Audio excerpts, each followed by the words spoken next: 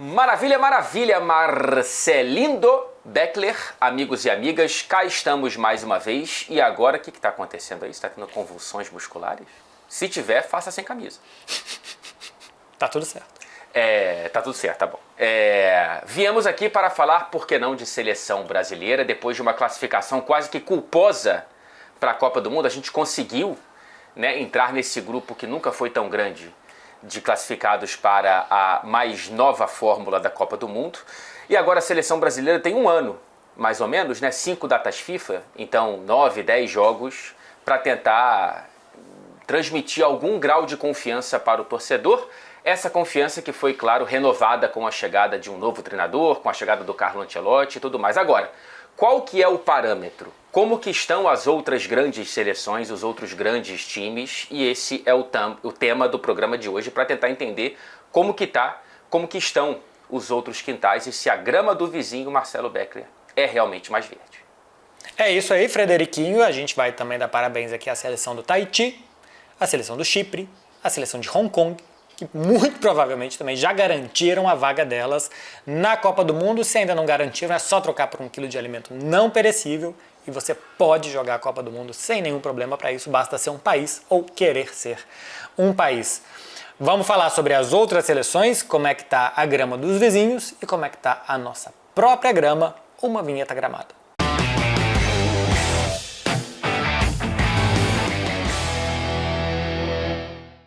Frederiquinho Caldeira, vamos elencar o que fizeram as seleções pós-Copa do Mundo para cá, começando com a Argentina, que jogou 30 vezes depois da Copa do Mundo. O que mais me chama a atenção é a quantidade de jogos que as seleções fazem, simplesmente 30 jogos da Argentina, 24 vitórias, 3 empates, 3 derrotas, um aproveitamento de 83%, 61 gols marcados, 12 sofridos.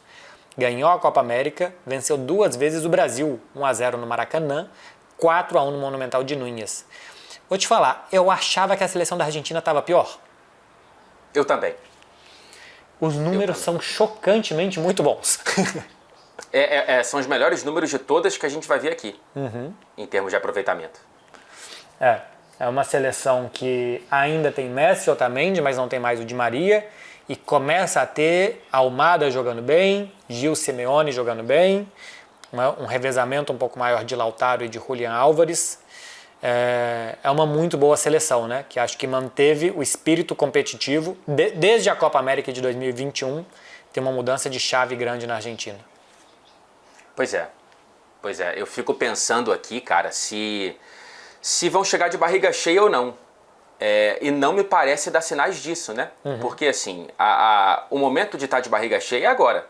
É você baixar a guarda, é você talvez perder uma Copa América, ou pelo menos levar as eliminatórias de uma maneira meio que nas coxas, mas não, a Argentina é líder absoluta das eliminatórias sul-americanas, já está classificada há muito tempo, e continua ganhando jogos, continua fazendo pelo menos um feijão com arroz muito bem feito, e o Messi parece... ainda muito afim, né? Assim, quando veste a camisa da seleção, ele ainda está muito afim. Então, ainda chega muito grande, né? A atual campeã mundial. Não está dando sinal de baixar o farol. Algo que chama a atenção é a capacidade da Argentina hoje de jogar sem o Messi. A Argentina ganhou a Copa América depois que o Messi se lesionou. O gol sai sem o Messi em campo. A Argentina é campeã sem o Messi em campo. A Argentina fez 4 no Brasil sem o Messi. E agora, na última data FIFA que a gente teve na semana passada, o Messi era o melhor jogador da Argentina na parcial derrota para a Colômbia por 1-0. Acho que não estava 100% fisicamente quando a Argentina fica com um jogador a menos depois da expulsão do Enzo Fernandes. O Messi é substituído e a Argentina empata com um a menos sem o Messi.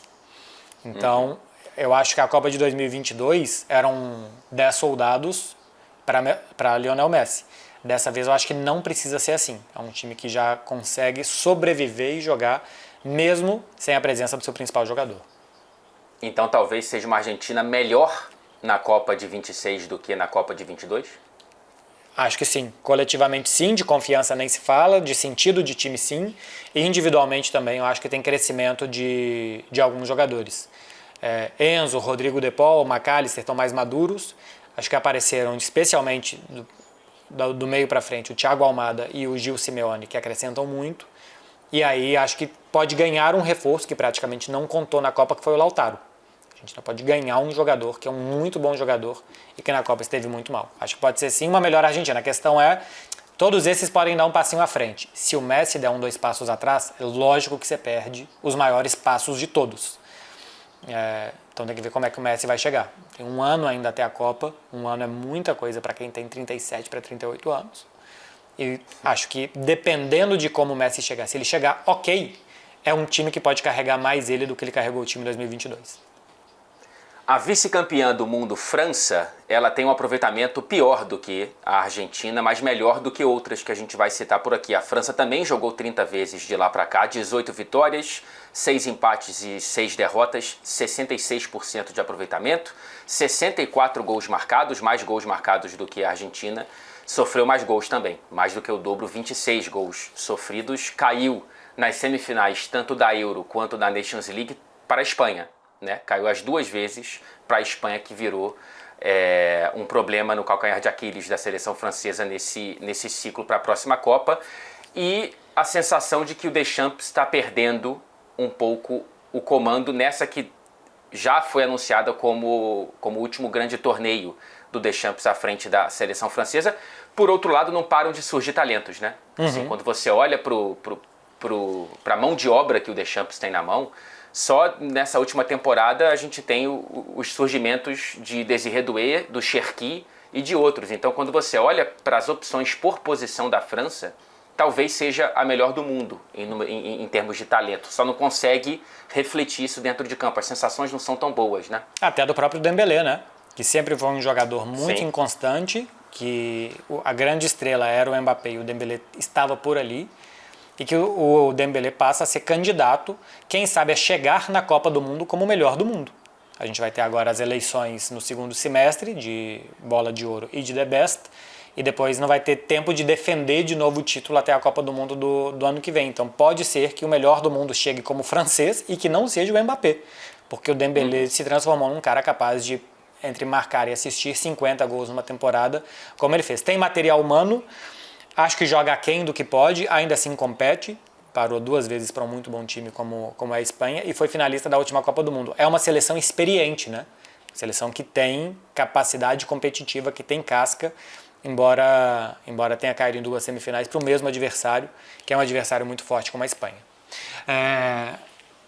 Passando para Portugal, Frederico, que desde a queda nas quartas de final da última Copa do Mundo jogou 30 vezes, ganhou 21, 5 empates, 4 derrotas, um aproveitamento de 75%, marcou 67 gols e sofreu 18, caiu nas quartas de final da Euro para a França, uma Euro assim da seleção portuguesa, tinha sofrido contra a Eslováquia e tal, mas ganhou a Nations League em cima da seleção da Espanha, que talvez seja a melhor seleção da Europa dos últimos anos. Portugal, ao que me consta, jogou bem, porque eu não assisti os 90 minutos, depois do que eu vi parece que jogou bem contra a Espanha mesmo, conseguiu anular Lamine Yamal e Cristiano Ronaldo interminável, ainda fazendo muitos gols importantes, conseguiu um título que, aliás, vai ganhando relevância, né? Eu achava que a Nations estava completamente descafeinada e que de uma hora para outra a gente viu quem chegou nas quartas de final, já na última data FIFA, quem chegou nessa semifinal, dando muita importância e querendo muito o título da Nations, que ficou com Portugal, que comemorou muito. E a gente tem a última dança do Cristiano, né? O que a Argentina teve na Copa passada para o Messi, Portugal tem agora para o Cristiano Ronaldo. É de fato o último grande torneio dele, acho que dá para falar isso sem muito medo de errar, apesar do Cristiano ser daqueles caras que talvez consiga colocar mais uma Euro no bolso. Vamos ver como é que vai ser a sequência da carreira dele, mas já que tudo indica, é o último grande torneio, seguramente a última Copa do Mundo, e isso pode criar algo de um elenco que é muito bom. Né? A gente fala da França, a gente fala da Argentina, cara, Portugal tem jogadores muito, muito, muito bons. Você olha para todas as posições, estão muito bem servidas, do goleiro Diogo Costa, que é muito bom goleiro, além de ser pegador de pênaltis, até o Cristiano, que não tem um grande centroavante. Ainda bem para Portugal que o Cristiano está aí, ainda fazendo o que faz. Porque o Gonçalo ainda é muito jovem e pode vir a ser um grande centroavante, mas ele ainda não o é. O Diogo Jota também não, o João Félix parece perdido, mas você olha para o resto do campo, cara, é uma seleção muito bem servida. O Nuno Mendes viveu uma grande temporada, o melhor lateral do futebol europeu. Então, tenho a sensação de que mais uma vez Portugal está batendo no próprio treinador. Assim, o limite deveria ser maior. Antes era o Fernando Santos, que conseguiu conquistar a Eurocopa. Agora o Roberto Martínez consegue essa Nations. Mas eu vejo muitas críticas de portugueses à gestão do Roberto Martínez e como que ele faz esse time jogar menos do que, entre aspas, deveria. E a gente tem também o crescimento de jogadores como o Vitinha e o João Neves, né? Que também no clube cresceram muito, que também podem entregar a seleção, além do Bruno Fernandes, do próprio Bernardo, que fez um muito mau ano com o Manchester City. Acho que o espírito do Cristiano acrescenta muito à seleção. Me chama a atenção que ele tenha sido decisivo da Nations, né? Fazendo o gol da vitória contra a Alemanha e depois o gol de empate contra a Espanha. Ele que vinha de uma Eurocopa muito ruim, foi muito criticado, inclusive, na Euro, né, pela incapacidade dele de seguir o mesmo ritmo da competição e de fazer os gols.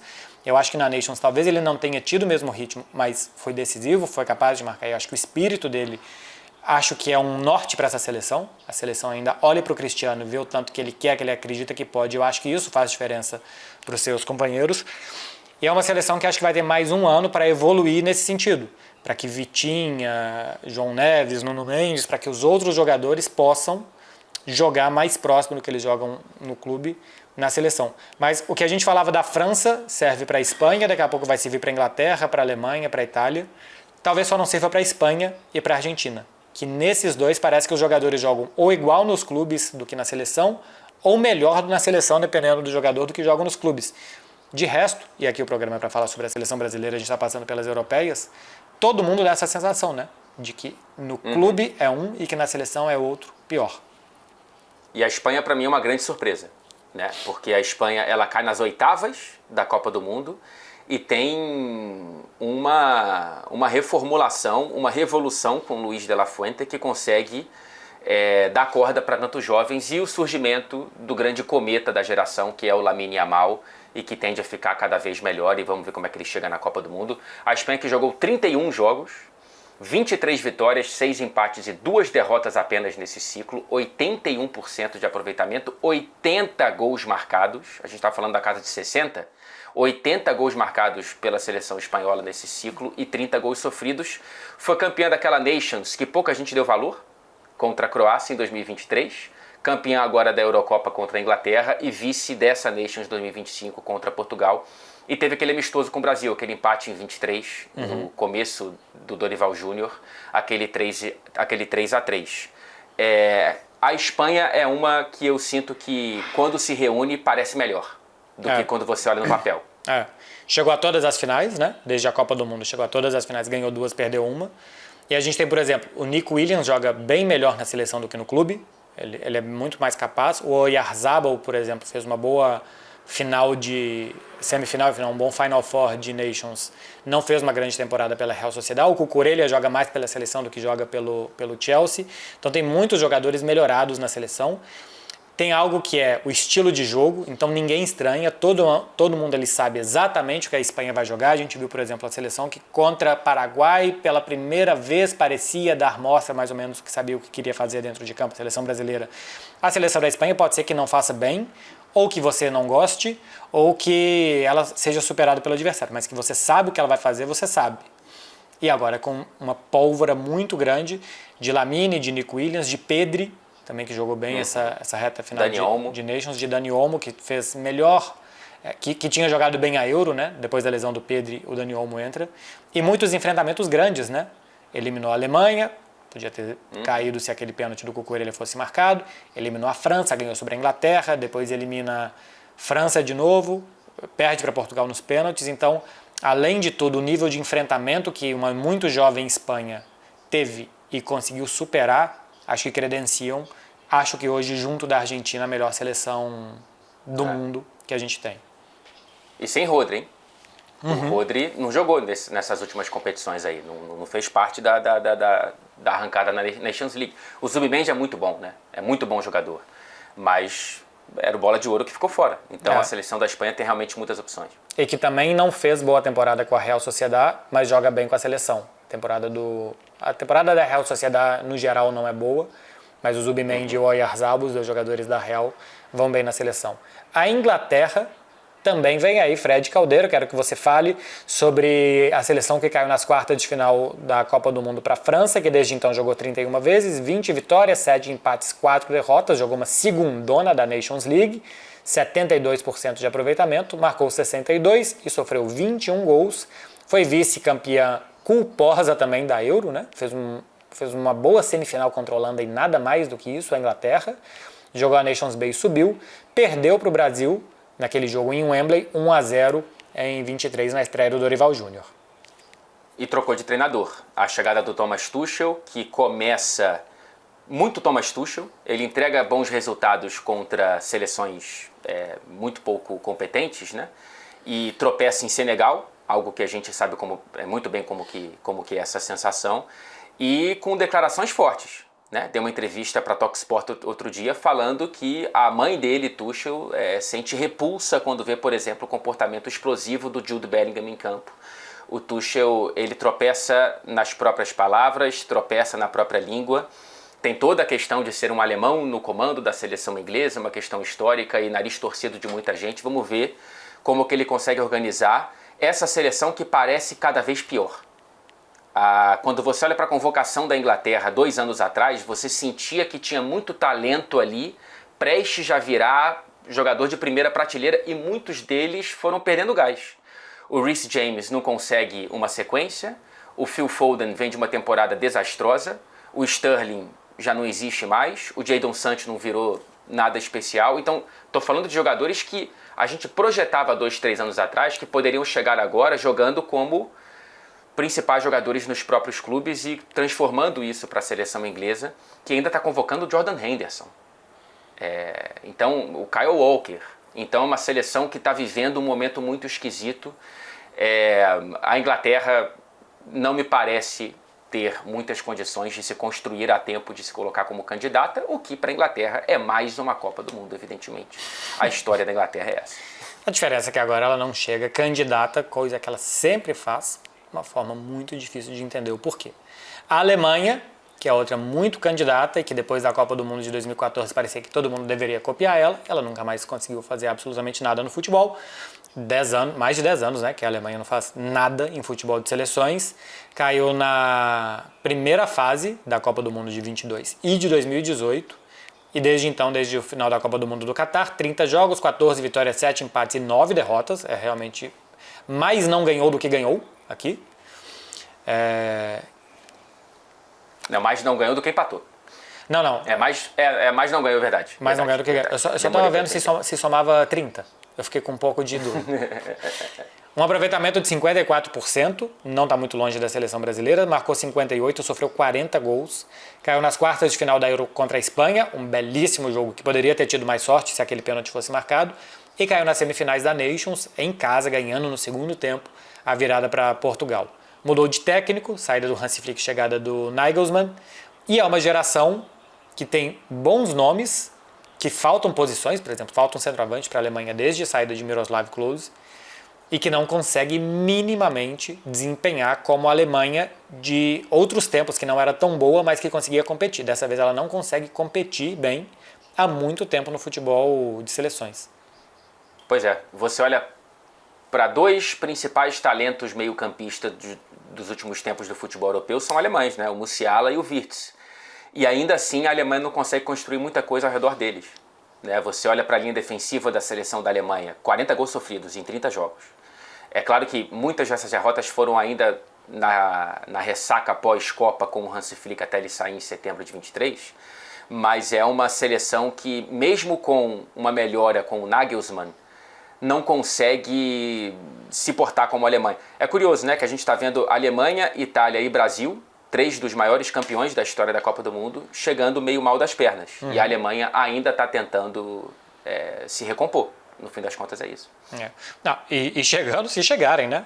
Porque a Itália pode conseguir ficar de fora de mais uma Copa do Mundo. Não vai desde 2014. Tem 28 jogos neste ciclo pós-Copa. 14 vitórias, 6 empates, 8 derrotas, um aproveitamento de 57%, marcou 47, sofreu 35 gols. Nations League 23, caiu na semifinal contra a Espanha, um grandíssimo jogo de Ferran Torres. Caiu nas oitavas de final da Euro contra a Suíça, já tinha assim, passado de fase com gol do Calafiori no último lance e tal, só não tinha caído na fase de grupos. E caiu nas quartas de final desta Nations contra a Alemanha. Muitas mudanças de técnico, né? Acho que desde a Copa do Mundo do Brasil já são 4 ou 5 técnicos da seleção da Itália. A última a cair foi Spalletti. O Claudio Ranieri negou, disse que quer ficar na Roma e não quis treinar a seleção da Itália. O nome mais cotado hoje é do Pioli. Tinha sido técnico do Milan antes da temporada portuguesa que o Milan teve. Começou ruim as eliminatórias porque perdeu da Noruega por 3-0 e a Noruega já ganhou os 4 jogos que fez, dos 8. Então pode ser que tenha que decidir num confronto direto precisando golear os noruegueses para não participar de uma nova repescagem. Ganhou a segunda rodada da Moldávia. O grupo ainda tem a Estônia e Israel. A Noruega tem esse 100% de aproveitamento. Ou seja, com 2 rodadas disputadas, Fred, a Itália já está em maus lençóis para se classificar para a Copa do Mundo. Não, já estão falando que tem que ganhar os próximos 5 jogos para essa final contra a Noruega na última rodada. Assim. Israel tem 6 pontos. A Itália só jogou 2 vezes. Mas é uma crise que caiu o Spalletti. O Ranieri não quer entrar nessa bacia fervorosa. Assim, a água tá borbulhando, cara, na seleção italiana. E quando você olha nome por nome, é uma seleção muito pobre, cara. Não tão pobre a esse ponto, mas é uma seleção pobre.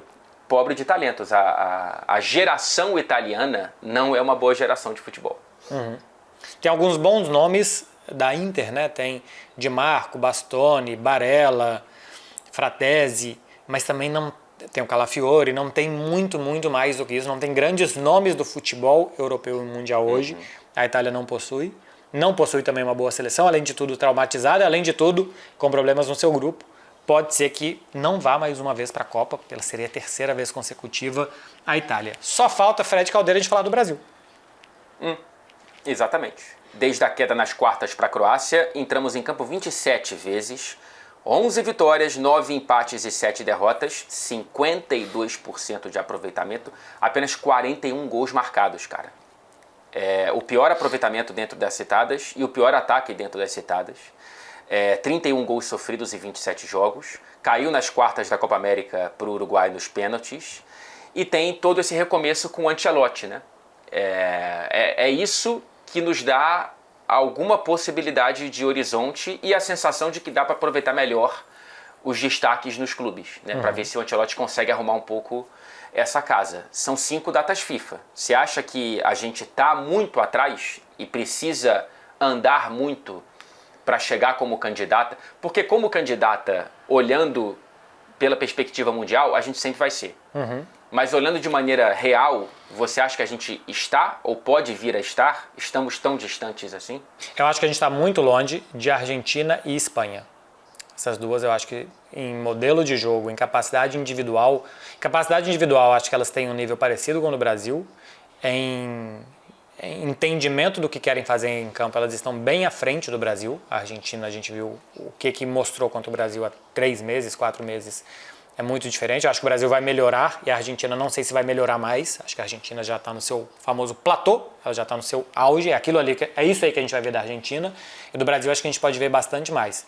E da Espanha talvez a gente possa ver bastante mais também. Porque tem muito jogador jovem. A gente pode ver um Lamine Yamal 1 ano mais velho, 1 ano melhor. Isso pode ser assustador para todo mundo. Assim, 1 ano para quem está se desenvolvendo. Ele vai finalmente ser o maior de idade a próxima vez que ele jogar futebol de forma profissional. Isso pode ser muito ruim para todos os adversários, ter um garoto desse tão bom. Agora, o Brasil acho que não está tão atrás da França e da Inglaterra ou de Portugal, porque são seleções muito boas e que não jogam bem.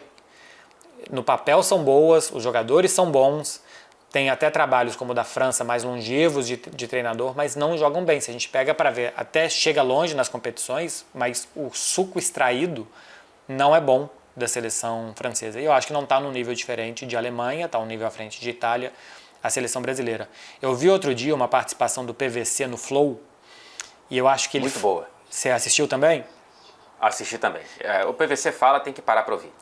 E acho que ele mata a charada numa analogia que você pode passar no vestibular estudando 6 meses, mas é mais fácil passar no vestibular se você estudar 3 anos, todo o ensino médio. Então é isso. Marrocos chegou à Copa do Mundo tendo mudado de técnico em setembro e chegou até a semifinal da Copa. Que dá. É a melhor forma? Não é. É um bom indicativo que você esteja jogando mal? Não é. A seleção brasileira só vai bem na Copa quando vai mal nas eliminatórias. Então, é preciso jogar mal para depois ganhar a Copa do Mundo? Não. São simplesmente coincidências. Então, acho que a gente está bem atrás de algumas, mas é um torneio de um mês, é um torneio que um time pode crescer, que um jogador pode crescer, que é cheio de mata-matas, e isso aumenta muito as chances do Brasil. Isso aumenta muito a chance da aleatoriedade, o que faz aumentar a chance do Brasil. Para a gente estar baseado em alguma aleatoriedade é porque a gente não arrumou a casa direito, né? E tem que ver se vai arrumar até lá. A gente ainda tem um time em recomeço de trabalho, sem muito tempo para treinar, e vamos ver como que a adaptabilidade e o Ancelotti camaleônico consegue extrair o melhor desses jogadores e ver se esses jogadores conseguem vestir bem a camisa da seleção brasileira, que até agora pouco se viu, né? De tantos e tantos nomes que passaram por ali, né? Geralmente o melhor é o que não está. Quando você passa de uma data FIFA, os pedidos nas redes sociais são sempre por quem não esteve, porque quem esteve, e seja qual for, não conseguiu entregar algo próximo nem do ideal, algo próximo do aceitável. Assim, antes de se preocupar com Portugal, com Inglaterra, com Alemanha, com Espanha e França e Argentina, é tentar entender quem é que vai ser a Bélgica e a Croácia da vez, né? Que são duas seleções que perderam gás e perderam, não tem, né, uma reposição de talentos nessa fornalha aqui, em escala industrial que muitas seleções, inclusive, principalmente a gente tem, mas podem surgirem outras forças, né? Assim, o Brasil não vence de um europeu no mata-mata desde que ganhou a Copa do Mundo em 2002. Então, é preocupante. A gente, num Brasil e Portugal, o Brasil entra como favorito, é claro que depende do contexto mais próximo do jogo. Mas, a princípio, nas condições normais de temperatura e pressão, eu diria que não. Brasil e Inglaterra, diria que sim. Brasil e Alemanha, talvez. França, não. Então, assim, e tem que ver quais vão ser as medianas que vão dar um passo adiante às vésperas da Copa. Talvez seja a Noruega. Eu acho difícil que seja, mas pode ser que sim. Do que a gente falou aqui, eu acho que assim, Argentina, Espanha e talvez Portugal à frente do Brasil. Então, se a gente for pegar, a gente França não? A França sim. Então, acho que Brasil, Argentina e Espanha certamente sim. Acho que a França em resultado sim, mas a França não joga bem. A França fez uma Euro muito ruim. Até assim, as quartas de final contra Portugal classificou porque alguém tinha que cruzar a linha de chegada em primeiro. Foi uma quarta de final muito ruim das duas seleções, muito abaixo do que elas podiam jogar, e a França estava jogando mal desde a primeira fase da Euro. Então acho que não está muito longe. Assim, a seleção está muito longe, acho que de duas, e de todas as outras, talvez dependa do dia, talvez dependa de como que vai chegar, mas hoje não tão longe. O que não é um bom sinal, né? A seleção brasileira sempre foi a temida que estava. Então a questão não é que está muito ruim comparado com as outras. Talvez esteja muito ruim comparado com a própria história da seleção. Com as outras está quase que num bolo muito grande. Duas mais à frente. E muitas vezes essas que chegam mais à frente não conseguem se provar. Isso acontece com alguma normalidade na Copa do Mundo. Mas em comparação com o que era a seleção brasileira, com o que ela mostrou, com o que a gente se acostumou a exigir da seleção, aí sim a gente está muito atrás. Tá tudo dentro de contexto, Marcelinho? Ou como é que tá? Então vamos para o Out of Context. Então, Marcelaço, eu queria começar com uma pergunta aqui, porque a seleção brasileira, como eu já falei, não ganha de europeu em mata-mata desde 2002. A gente passou pelo 7-1, a gente passou por eliminações para seleções historicamente muito menores do que a brasileira. E a percepção que a gente sente morando aqui na Europa, ela mudou? Como que você sente a percepção dos espanhóis ou dos catalães ou de quem você conversa por aí da seleção brasileira hoje em dia? Então, eles não conseguem entender por que a seleção joga tão mal. As partidas das eliminatórias sul-americanas aqui são transmitidas, então assim, um narrador e um comentarista daqui passando 90 minutos falando sobre a seleção brasileira. Então, eles falam muito do nível de jogo. Eles se acostumaram e eles sempre pensam na seleção como um paradigma de bom jogo de futebol. O Brasil é o famoso jogo bonito. Então, quando eles veem a seleção jogando o que ela está jogando, e não desde 2022, mas há muito tempo, porque com o Tite muitas vezes não jogava bonito também, até era organizada, resultado mais bonito não jogou muitas vezes. Sempre que eu tive o questionamento, quando eu participei de algum programa, quando eu encontro com alguém, quando tem alguma participação para falar sobre seleções, por que a seleção não joga mais como antes? Então, eles são muito decepcionados com o nível de jogo da seleção, e ultimamente com qualquer coisa que a seleção possa entregar, assim, com nível individual, nível técnico, realmente existe críticas muito grandes aqui, uma falta de conseguir entender por que a seleção brasileira joga tão mal. Além disso, chamam ela de seleção carioca muitas vezes, achando que carioca e brasileiro é a mesma coisa. Cara, eu acho isso inacreditável que não tenha sido consertado. Assim, se na década de 70, beleza. Mas, pô, dá pra consertar, né? Dá pra consertar. Hoje em dia já daria. Você sabe que teve uma vez que eu estava assistindo o jogo do Valência, tem muito tempo. Aí falaram do Diego Alves, o goleiro carioca. Aí eu falei, mais uma vez eles confundiram o Diego Alves e a carioca. Então eles estavam certos. Mas talvez estavam certos por acaso. Sem querer. Sem querer, exatamente. O que muitas vezes acontece nas nossas vidas também. Cara, aqui é mais ou menos a mesma coisa, tá? Com a diferença de que o olhar do inglês para a própria seleção é tão decepcionado que não sobra decepção para outra seleção. O espanhol, você mora numa geração que o espanhol aprendeu a ver a seleção espanhola campeã e, nesse momento, entregar um futebol e com o próprio Barcelona e o Real Madrid e tal. Então, existe da onde que parte a crítica ou a decepção em relação à seleção brasileira, né? Assim, aqui é muito, cara... E são extremamente... pachecos, ufanistas e tudo que a gente já foi com a seleção brasileira, eles são aqui agora. Então, aqui não tem muito espaço para isso, apesar de sempre ter aquela empáfia inglesa de que qualquer jogador que consiga acertar 2 dribles, ele vira o novo Pelé. Né? Ele vira a mais nova Coca-Cola do deserto. E aqui... a seleção brasileira, ela tem muito respeito histórico, né? Assim, da imprensa local. Eu sempre cito isso, quando o Pelé morreu, parou a televisão da Inglaterra. Assim, a cada 5 minutos entrava, não na BBC Sport, na BBC, alguém falando sobre o Pelé o tempo todo, as capas de jornais e tudo mais falaram sobre o Pelé aqui. Durante uma semana transmitiram o velório em Santos e tudo mais. Então, assim, o respeito pela seleção brasileira que eu trago na figura do Pelé, mas não somente com ele, é muito grande. Então, quando eles veem a seleção brasileira nesse momento, eles meio que ficam, caramba, tá parecendo com a gente. E isso não é, de maneira alguma, elogio. Então, a seleção que muitas vezes abre portas e muita gente sorri com a gente porque ouve que é brasileiro e fala de Ronaldinho, hoje em dia esse sorriso só fala de Ronaldinho, não fala de ninguém mais depois disso. Tá aí um out of context. Se vocês estavam esperando aqui algum depoimento sobre Juninho Júnior, foi simplesmente um out of context para deixar todo mundo ainda mais triste, porque a gente está exportando mau futebol e pessimismo da seleção brasileira. Resumo. Fred Caldeira, como que você resume a tristeza que é uma data FIFA? Cara, a única alegria da data FIFA é que o seu time não entra mais em campo. Né? Quando o seu time não entra em campo, é aquela alegria, aquele alívio, mas aí você descobre que tem que assistir a seleção brasileira. E se eu bobear, o jogador do seu time está lá. Tempo. Exatamente. E é contra o Equador, aí tem 2 jogadores do seu time no Equador. Exatamente, que estão jogando melhor do que os seus da seleção brasileira. Agora ainda vou ter o Soteldo, né? Se a seleção venezuelana enfrentar a seleção brasileira no futuro próximo, que eu não sei se vai. Mas enfim, cara, assim, o olhar do europeu médio para a seleção brasileira aumentou com a chegada do Ancelotti, né?